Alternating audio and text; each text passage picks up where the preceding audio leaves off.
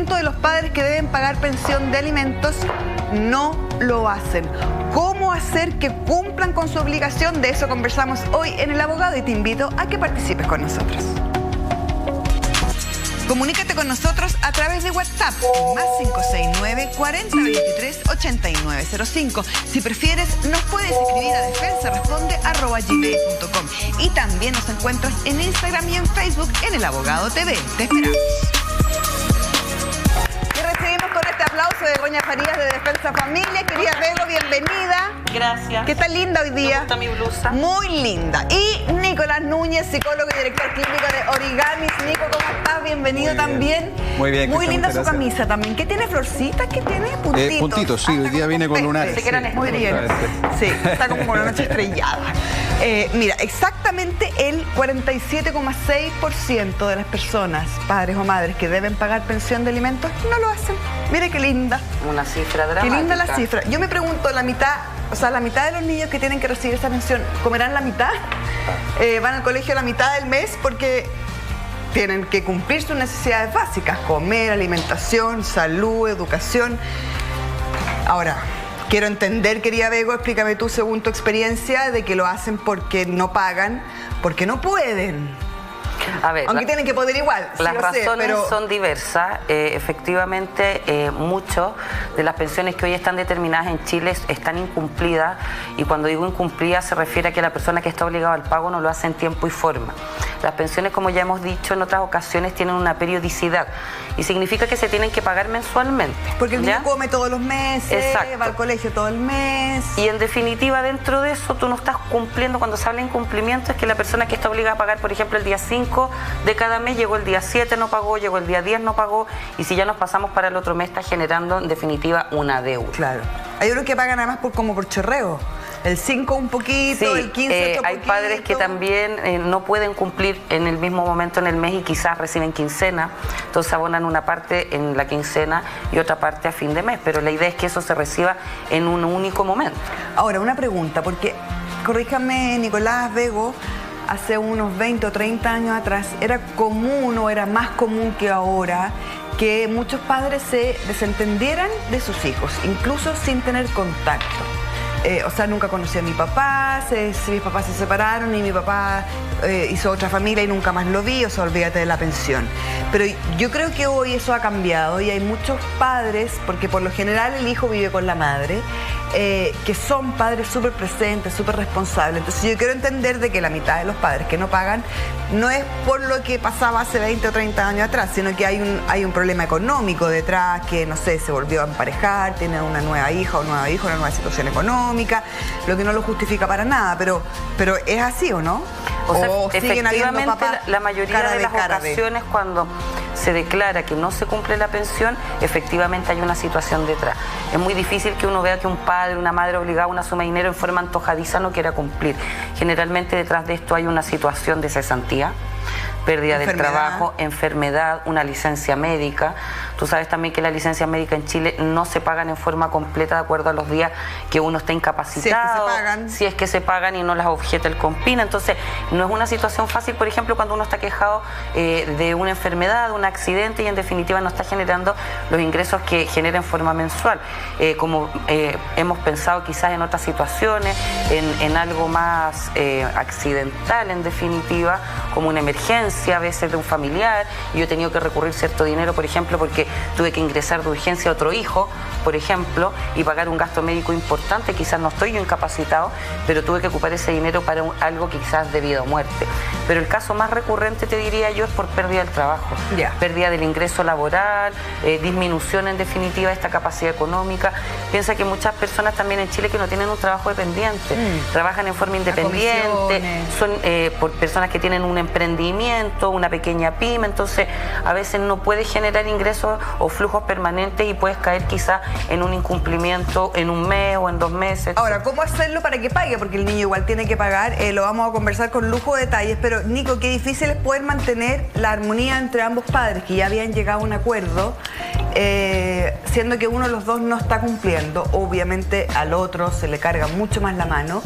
y tampoco puede impedir la relación del padre con el hijo, del que no paga con el hijo, porque eso también es un derecho básico. Es una situación súper compleja. Yo creo que un buen punto de partida, yo creo que lo planteabas tú hace un rato atrás, efectivamente las generaciones van cambiando y con el cambio van apareciendo muchos más derechos sociales, muchos más derechos de los individuos que antes no teníamos conciencia. Entonces es razonable por ahí que algún padre que le tocó vivir el abandono de sus propios padres y tener que resolver estos problemas solo, le cueste un poquito entender que la ley cambió, que hoy día tenemos mucho más conciencia acerca de los derechos de los niños y cómo afecta a ese hogar. Sabemos por datos estadísticos que el bienestar económico influye mucho en la salud mental de un grupo. Absolutamente. Entonces, efectivamente, si es que hay un grupo familiar con una situación financiera inestable debido a que uno de los progenitores no está cumpliendo con su obligación, efectivamente afecta a la salud mental de esa madre que está menos disponible para hacer las labores de crianza, o del padre que está menos disponible para hacer labores de crianza, y por tanto afecta indirectamente a la salud de los niños, pero directamente a través de la no entrega de ciertos insumos necesarios para su sobrevivencia. Así que aquí es importante recordarle a los padres este término legal, entiendo, acerca de poner las necesidades del niño, el bien superior del niño, en el centro. Y obviamente a partir de eso tomar conciencia de cómo acompaño a ese desarrollo de una manera lo más apropiada posible, entendiendo que la configuración familiar cambió. Claro, porque por ejemplo, entre pagar el arriendo de tu departamento y pagar la pensión de tu hijo, yo creo que lo primero debería ser la pensión del hijo. O sea, verás tú después cómo te arreglas con la deuda del dividendo, del arriendo, de los gastos comunes o de, no sé, tu propio sistema de salud. Pero no puedes pagar tu sistema de salud, siendo que es fundamental e importante, a costa de que tu hijo no tenga para comer. Porque justamente, seguramente esa mamá tampoco tiene un arbolito que bota billetes y va a poder sacar y sacar y sacar. O sea, va a tener que comprar la comida igual, va a tener que pagar los útiles de colegio igual. Por eso yo te daba como ejemplo, claro, disculpa Nico que te interrumpa, que pensando en alguien que no cumple con una gravedad tal de que, por ejemplo, tuve que pagar un gasto médico ante una situación de emergencia. Eso quizás uno podría decir que es más importante quizás que un pago mensual, pero no es que yo ya abandono ese pago. Yo tengo una deuda y eso hay que entenderlo así. Entonces quizás no pude cumplir este mes como debía, pero tengo que ocupar todo mi esfuerzo en pagar a la brevedad. Claro, lo que pasa es que le tiene... Y ya viene otro mes, entonces tengo que tener conciencia de que tengo que continuar. Pero le pueden tener menos miedo porque no los van a mandar a DICOM, no sé, es como no, yo creo que los apremios que otorga la ley son más graves que estar en un registro comercial. Eso quería saber. ¿Qué te puede pasar y cómo poder hacer que finalmente se pague esa deuda, esa pensión? En definitiva, los mecanismos que la ley entrega son medidas de apremio para que la persona pague. En definitiva, esto no es una garantía de que tú vas a obtener el dinero, sino que son apremios, precisamente como su nombre lo llama, para que el obligado al pago cumpla con su obligación. Entonces, tenemos arresto nocturno, desde las 10 de la noche hasta las 6 de la mañana por 15 días, suspensión de la licencia de conducir, retención de impuestos, de la devolución de impuestos de la operación renta, y tú también podrías llegar incluso a embargarle bienes a una persona. Perfecto. Tal cual se compre una deuda, tal cual te puede cobrar un banco un crédito que tú no pagaste, tú podrías hacer efectivo una deuda, por supuesto importante, si es una deuda chiquitita o te debe 1 o 2 meses, no le vas a ir a embargar la casa, pues eso no tiene sentido, pero en razón de la proporción. Pero cuando hay deudas importantes, padres o madres que no pagan quizá en un año, tú podrías perfectamente embargar un vehículo, bienes muebles del hogar, una casa inscrita a su nombre. La ley lo autoriza. Me gustaría saber que nos explicara, para que podamos aprender, la retención de impuestos y el tema del embargo. ¿Cómo se hace? Porque la devolución de impuestos es una vez al año. Es una vez al año la operación renta, y en definitiva lo que tú le solicitas al tribunal, que si esa persona que hoy mantiene una deuda, esto acompaña a una liquidación, por supuesto, que efectúa un funcionario contable del juzgado de familia que corresponda, se oficia a la Tesorería General de la República para que retenga la devolución que le correspondiera a esa persona.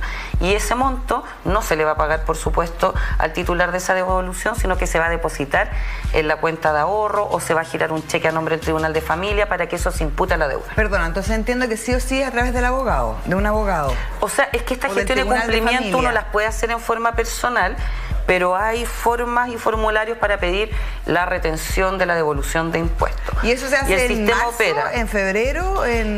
Claro, la operación resta entre marzo, abril, básicamente en abril, y parten las devoluciones después en mayo. Pero tú puedes hacerla en cualquier momento, solo que tú vas a recibir el dinero en ese momento. Ah, tú la puedes hacer en octubre. La puedo hacer en octubre, la puedo hacer en noviembre, la puedo hacer en diciembre, y cuando ocurra va a estar la orden de que si existe un pago, una devolución, eso en definitiva se va a retener. ¿Y no existe un monto mínimo mínimo para acceder a eso, ¿no? No, es una facultad y una posibilidad que la ley otorga, no estableciendo ni mínimos ni máximos. ¿Y cómo sabría uno cuánto va a recibir el otro si no me lo va a decir?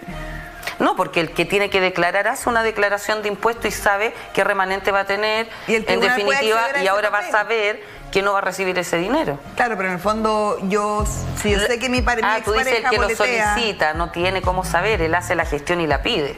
No es que le van a mostrar a él que le digan no la declaración, porque es información confidencial, pero estamos en la lógica que nosotros estamos apostando a gestiones para obtener el pago. Entonces, yo asumo que si esa persona es un trabajador que quizás está dentro del tramo impositivo, como dices tú, genera boletas de honorario o tiene, no sé, una actividad económica en donde va a tener una devolución, yo hago la solicitud. Ahora, entiendo, Nico, también que sería un bonito gesto de el padre que no ha podido pagar, el mismo ofrecer hacer este trámite. Claro, pero entendemos de que si ese padre no está pagando es porque no entiende la consecuencia de su no pago. Aquí es súper interesante la discusión que estaba teniendo Begoña, porque efectivamente uno usa esos mecanismos para enseñar. La gente a veces olvida que el castigo... Pero que no le puede enseñar a un padre a ser padre si se supone que cuando trajo un hijo al mundo estaba dispuesto a traer un hijo al mundo y con todo lo que eso significa. Lamentablemente tenemos que enseñarlo. Lamentablemente no tenemos una sociedad que educa a buenos padres y hay efectivamente ejemplos evidentes en este tipo Aunque de situaciones. Está cambiando, y gradualmente está cambiando, y yo creo que es nuestro rol el poder informarle a las personas que las generaciones van cambiando, que los derechos de las personas van evolucionando, que cosas que antes nos parecían naturales, como quizá la violencia de los niños para adiestrarlos, para corregirlos, ¿cierto? Lo veíamos como algo natural. Hoy día sabemos lo que les produce en su desarrollo cerebral, entonces hoy día decimos... Y sabemos que es maltrato. Claro, y a partir de que sabemos que ese niño biológicamente lo está sintiendo, no solamente que lo está pasando mal, entonces, no sé, tal vez se le va a quitar con dulce. Su cerebro deja de desarrollarse, su corazoncito deja de latir al mismo ritmo, empieza a latir más rápido porque empieza a percibir un entorno más amenazante. Entonces yo creo que es importante recordar a la gente el valor de la consecuencia. ¿Ya? El valor de lo que significa dejar de hacer algo que me corresponde a mí, que nadie más va a hacer por mí. ¿Ya? Como tú dices, nadie va a ser padre de ese hijo por mí, nadie más va a ser madre de ese hijo por mí, entonces la consecuencia la va a tener que enfrentar el otro progenitor que está con ese niño, y es extremadamente injusto que ese padre o madre que está a cargo de la tuición tenga que enfrentar las consecuencias de un no ejercicio responsable de la parentalidad del otro padre. Entonces la consecuencia es súper importante, la demanda es súper importante para enseñar, y obviamente a partir de eso que el padre pueda entender de que dejar de cumplir una responsabilidad que nadie más va a cumplir por él tiene ciertas consecuencias negativas directas para él. Pero te das cuenta cómo la disposición podría cambiar, porque tal vez ese padre efectivamente no tiene la totalidad de la mensualidad, pero podría hablar con la madre y decirle, o incluso, no sé, con algún pariente, no sé, y decirle, yo te puedo pasar la mitad por ahora y la otra mitad te la voy a pasar con la devolución de impuestos, e incluso yo misma te doy el papel de cuántas son las boletas que he hecho cada mes, cuánto voy a recibir, cuánto de eso te voy a poder pasar a ti. O sea, no digo que sea la forma, porque se supone que todos los meses hay que cumplir, pero cuando hay una disposición por parte del padre que no está cumpliendo, la energía cambia. Por supuesto, y eso es mucho más fácil de entender si yo separo mis responsabilidades de mis dificultades. Todos tenemos dificultades para cumplir nuestras responsabilidades, pero eso no certifica o no me autoriza a mí para dejarlas de lado y decir, con justificada razón, que no la voy a cumplir porque tengo problemas. O sea, yo soy del pensamiento que un padre que no puede pagar una pensión no debería tener plata ni para comer, ni para movilizarse, ni para nada. Claro, por supuesto, sobre todo porque su desarrollo y su capacidad para la autonomía es mayor que la de su hijo. Esa es la gran clave. Claro, pero hay muchos papás que no pagan la pensión del hijo, pero sí tienen comida en su refrigerador. O se dan lujo. ¿Y por qué él va a tener comida en su refrigerador y su hijo no? Justamente, la diferencia ahí, como te decía, es entender de que yo como adulto tengo la capacidad para soportar ciertos momentos difíciles, incluso tengo la capacidad para soportar quizá no comerme el plato de comida que me gustaría y tener que conformarme con un plato básico, una alimentación más básica. Pero el niño no. Claro. El niño va a ver deteriorado su desarrollo, va a ver deteriorada su calidad de vida, va a tener menos oportunidades en el mundo, a diferencia de mí, que yo ya estoy hecho, ya yo estoy armado ya como ser humano, ya estoy grande ya, y puedo recurrir a otros mecanismos que el niño no puede. Además que después eso va a traer otro círculo de problemas. Mira, tenemos acá alguna gráfica que quiero que la veamos. Descuento en declaración de impuestos. ¿Cuáles son los requisitos, mi querida Bego, para que por favor nos pueda explicar? Como te decía, esto tú lo puedes hacer en cualquier momento, pero ahí dice a más tardar en marzo por la lógica de la operación renta. Por lo menos se demora un mes. Que te decía, ¿no? Yo que generalmente parte en abril y parte en mayo la devolución. Creo que este año partimos el primer día hábil de abril y fue todo ese periodo y creo que hasta el 15 de mayo y desde ahí se inicia ya el proceso de pago. Siempre también se fomenta por el servicio que uno haga la declaración desde un inicio, que vas a recibir antes tu dinero, etcétera. Y por eso indica la gráfica que es hasta marzo, porque si tú ya lo haces fuera de eso, lo más probable es que ya no alcance a ese periodo y va a quedar quizás para el periodo. O sea, hay que contabilizar por lo menos un mes del trámite. Claro, estamos hablando de una operación que es anual, no hay que olvidar eso. Estamos hablando de un impuesto que grava la renta, entonces eso es una vez al año. No es un IVA que genere en forma mensual, entonces tú si ya no lo hiciste en esa fecha, vas a poder hacerlo hasta el otro año. Estamos bien en todo caso por la fecha.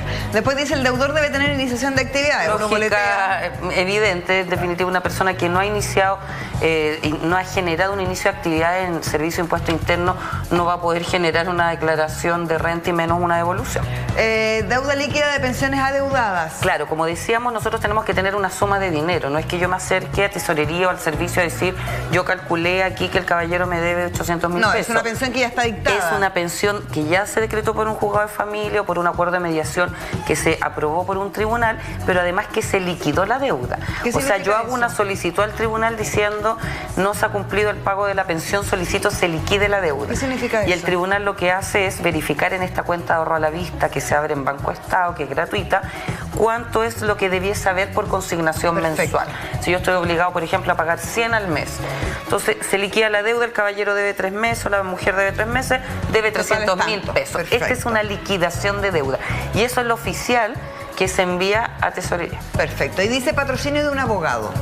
Ya, lo que pasa, yo no estoy de acuerdo con ese requisito que sea legal. Sí, obviamente, hay que ser sincero con las personas que nos están viendo y nos están escuchando. La ley para el cumplimiento y exigir el pago de una pensión habilita comparecer personalmente. Usted puede hacer esa gestión sin patrocinio de un abogado, sin gastar en una asesoría letrada. El problema es práctico. Las personas no son abogados. ¿Cómo tú vas a saber qué pedir? Yo te digo, Krishna, tú puedes ir al tribunal si te deben pensión y tú pides. ¿Y qué vas a saber tú qué pedir? ¿Cómo vas a saber tú que puedes pedir una declaración, una retención? ¿Cómo puedes saber tú cómo realizar un embargo? Entonces, hay personas que te pueden ir orientando, pero hay formularios. Ahora tenemos un sistema judicial que es virtual, todo se hace a través de un sistema web. Entonces, claro, la recomendación sería genial si las personas pudieran proveerse un apoyo profesional, porque un abogado va a hacer en definitiva las cosas de acuerdo a lo que la ley permite. Mira, si de manera más eficiente y efectiva, pero no es un requisito legal. No es que si yo no tengo un abogado no lo pueda hacer. No lo puede hacer, pero eso ya cuando dice otro sí, y si ese es eso, señoría, eso ahí ya uno no llama. Claro. Uno no entendió nada. Entonces sí, no es fácil para alguien que no tiene obviamente la formación académica de un abogado entender qué pedir, cómo hacerlo. A veces tú puedes ver resoluciones, lograste pedirlo, pido el arresto nocturno, etcétera, y después sale una resolución que dice traslado y tú no sabes qué es traslado. Obvio. Entonces vas a tener que ir al tribunal a preguntarle a alguien. Entonces obviamente eso es perder más tiempo, un trámite más engorroso. Entonces las personas que tienen tiempo y lo pueden hacer, perfecto, no necesitan abogado. Igual van a tener que pero claramente el que tiene la posibilidad de asesorarse por un profesional, mucho mejor. Seguimos conversando de este tema a la vuelta de esta pequeña pausa comercial en El Abogado. Yo debo como 30 veces mi sueldo. Cuando ya se venía mi jubilación, perdí la pega. Nunca pensé que iba a estar en una situación así, pero no sé, se dio todo súper rápido. Si estás sufriendo las graves consecuencias del sobreendeudamiento, puedes acogerte a la ley de quiebra para las personas y cambiar un yo debo plata por un yo debo salir adelante. Pero yo debo seguir luchando. Yo debo empezar de nuevo. Defensadeudores.cl. Tu tranquilidad es un derecho. Te quería preguntar, Bego, porque aquí me gustaría dar los porcentajes. Dice que el tema de la pensión de alimentos va destinado a alimentación un 40%, educación un 31 y tanto, y gastos básicos 19. ¿Qué es lo que son los gastos básicos? Luz, agua, gas. ¿Vestimenta? No, eso no es un gasto básico. ¿Qué es eso? Un vestuario. Gastos básicos se entienden los asociados a los gastos del hogar. Perfecto. Entonces, luz, agua, gas, BTR, internet, hoy entendemos que en un mundo también globalizado no podríamos decir que eso es un lujo. Y gastos, por ejemplo, gastos comunes si tú vives en un departamento, gastos comunes si vives en una casa, en un condominio. Ni vestuario, ni transporte, ni la No, porque eso es lo que tú estás diciendo, eso es transporte, lo otro es alimentación, lo otro es vestuario, lo otro... Cuando uno habla de gastos básicos, habla de los asociados a los gastos del hogar, pero también se usa comúnmente como para englobar todos esos ítems que dices tú, que es alimentación, salud y educación o vivienda, por ejemplo. Perfecto. Nico, tú dijiste algo delante que me gustaría retomar, lo que hablaste de, en el fondo, que cuando a uno lo educaron o uno tuvo un ejemplo, por lo general uno tiende a repetirlo. Y yo creo que eso es así, pero en realidad era así. Porque hoy día nos hemos dado cuenta de que precisamente, y tú lo dijiste, porque nuestros padres o nosotros no tuvimos padres, nosotros no queremos hacerle eso a nuestros hijos. Claro.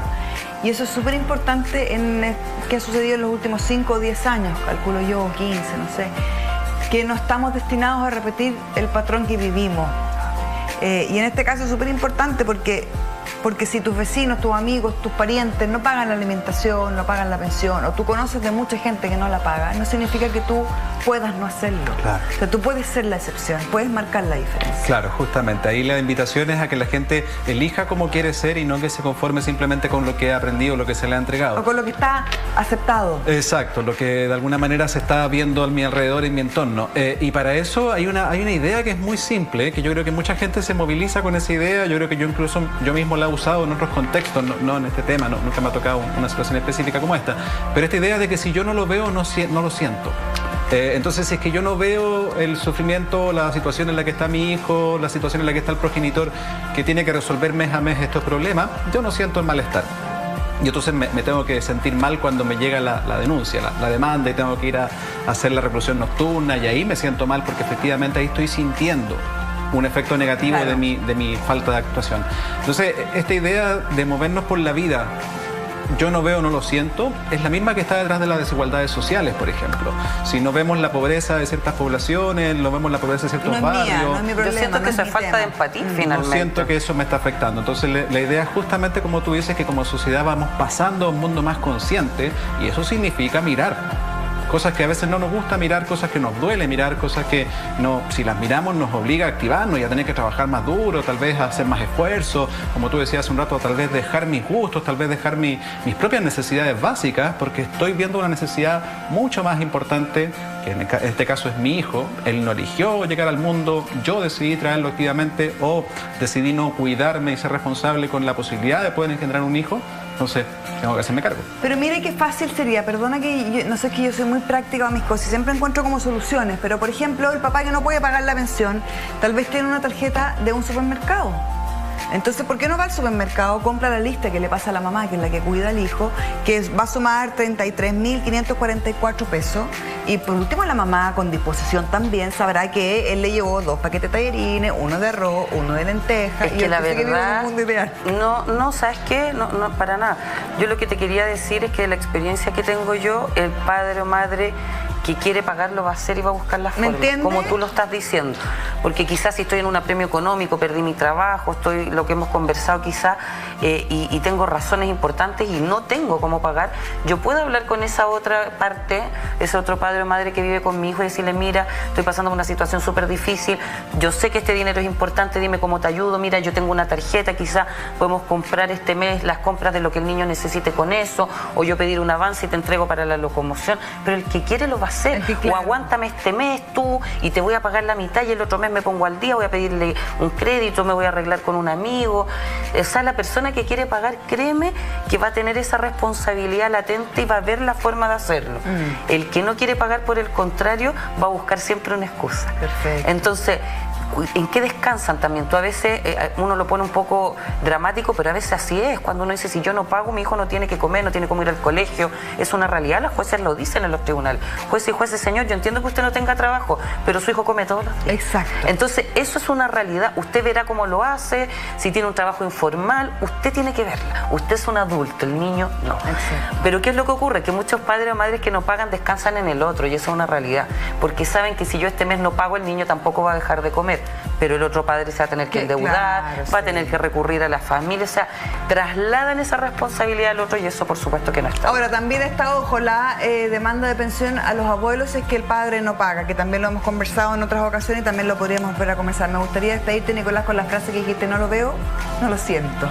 ¿Así era? Seamos un mundo más sensible. Claro, o sea, si no lo ves, no significa que no exista, que no sea real. Sí, es verdad, aunque tú no estés viendo que tu hijo come lentejas todos los días, sí, está comiendo lentejas todos los días porque la mamá no tiene, no le alcanza, porque tú no le estás pasando lo que corresponde. Busca la manera de hacerlo. Si no es con la totalidad, por lo menos con una parte. Y seamos capaces de contactarnos con que ese ser humano va a ser en algún momento un adulto. Y que si es que en el momento en que estaba creciendo no le dimos las condiciones para convertirse en un adulto sano, de quien tiene la responsabilidad de que sea así. Exacto. Gracias, mi querido Nico, cuídese. Mi chico con peste, estrellado. Ya vengo, venga. En todo caso, las lentejas me gustan, chiquillos, pero a los niños no. Yo por eso ponía el tema de las lentejas. Constanza te preguntó, mi querida Bego, por WhatsApp, al más 56940238905. ¿Cuáles son las medidas de apremio más, mire qué buena pregunta, efectivas? Mira, la verdad es que por experiencia yo creo que la más efectiva en el sentido de obtener el cumplimiento del pago es la reclusión nocturna. ¿Es el que los padres le tienen más miedo?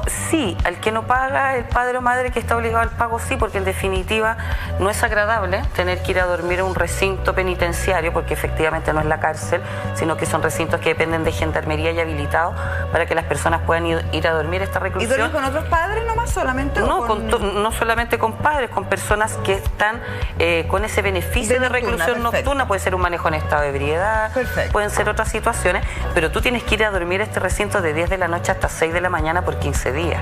Entonces a las 10 de la noche tú llegas, te acuestas y se apagan las luces. Entonces obviamente no es una situación agradable. Entonces eso hace que generalmente las personas enfrentadas a esta circunstancia vayan, abonen, ofrezcan fórmula de pago. Hay que tener claridad también que a veces yo puedo tener una deuda y no necesariamente voy a tener el dinero en 24 horas, pero puedo acercarme responsablemente y hacer una oferta. Voy a pagar esto en 6 cuotas, en 5 cuotas, además voy a pagar algo de aquí a fin de mes, además de la pensión, por supuesto, a la que estoy obligado, pero hay instancias en definitiva para llegar a acuerdo y poder pagar. Pero yo te diría que la reclusión nocturna y el embargo de bienes. Ah, verdad, y el embargo de bienes. Cuando las deudas son importantes. Claro, ahí sí tienes que hacer gestiones porque en definitiva vas a tener que embargar una propiedad, un auto o los bienes que tienen al interior del hogar. Perdona, Bego, y más o menos, ¿cuánto demora el trámite para que sí vaya a reclusión nocturna? Para que sí? Sabes que no es demorado, no es largo, no demora mucho, porque siempre sí hay que tener claro que hay que tener la liquidación de deuda actualizada. Ya. Entonces el paso 1, porque obviamente yo no voy a poder decretar un apremio en contra de una persona si yo no sé que hoy debe. Ojo con eso. Yo puedo tener una liquidación hace una semana, 10 días, y ¿qué pasa si pagó antes de ayer? Perfecto. Entonces siempre el tribunal verifica que esa deuda hoy esté vigente. Muy bien, mi querida Constanza, un besito, ojalá que te hayamos podido ayudar. Nos vamos a un pequeño corte y ya volvemos. Yo debo hartos millones. Debo 70 millones de pesos por un mal negocio que hice. Tengo 2 hijos, uno de 10 y otro de 18, y los mantengo solita. Tener una pyme no es tan fácil como uno cree. Si estás sufriendo las graves consecuencias del sobreendeudamiento, puedes acogerte a la ley de quiebra para las personas y cambiar un yo debo plata por un yo debo salir adelante. Yo debo buscar ayuda. Y sé que puedo. Defensadeudores.cl. Tu tranquilidad es un derecho.